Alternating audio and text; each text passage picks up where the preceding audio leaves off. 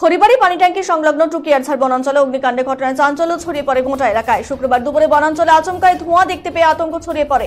স্থানীয়রা বনাঞ্চলে গাছের উপরে আগুন দেখতে পেয়ে পুলিশ এবং বন দপ্তরকে খবর দেয়। খবর পেয়ে ঘটনাস্থলে পৌঁছায় পানি ট্যাঙ্কি ফাঁড়ির পুলিশ এবং টুকিয়ারঝাড় বন দপ্তরের কর্মীরা। স্থানীয় বাসিন্দা ও ব্যবসায়ীদের সহযোগিতায় আগুন নিয়ন্ত্রণে আনে। স্থানীয়দের অনুমান, নেশাগ্রস্ত যুবকরা অবাধে বনাঞ্চলে ঢুকে পড়ে, তারাই আগুন লাগিয়ে থাকতে পারে বলে অনুমান স্থানীয়দের। ঘটনায় বনাঞ্চলে বেশ কিছু মূল্যবান গাছ ক্ষয়ক্ষতি হয়েছে বলে জানা গেছে। ঘটনা তদন্তে বন দপ্তর।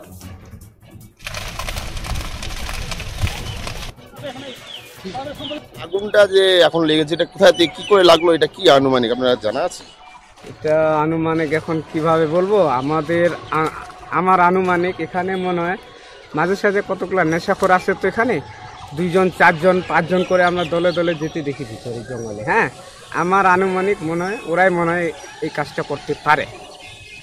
কেন আমরা টোটো চালক এখানে মাঝে সাঝে জঙ্গলে বাইরে দিয়ে ভিতরে একটু পেশাব করতে আসি, দেখি 2 জন 4 জন চলাফেরা করতেই থাকে। আমার আনুমানিক ওদেরই কাজ হতে পারে। তো এটা পুলিশ প্রশাসন কি আসছিল এখানে?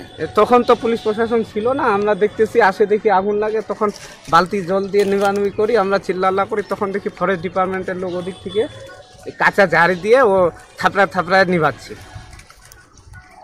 তো ফায়ার ব্রিগেড কি ডাকা হয়েছে কি? ফায়ার ব্রিগেডে ফোন করছে কি করেনি সেটা আমি বলতে পারলাম না। এটা কোন জায়গা? এটা আপনার পানি ট্যাঙ্কি ট্রাফিক পয়েন্টের পূর্ব পাশে পড়ে। আপনার নাম? আমার নাম নীরেন বর্মন। আগুনটা যে এখন লেগেছে লাগালে ভালো লাগে না।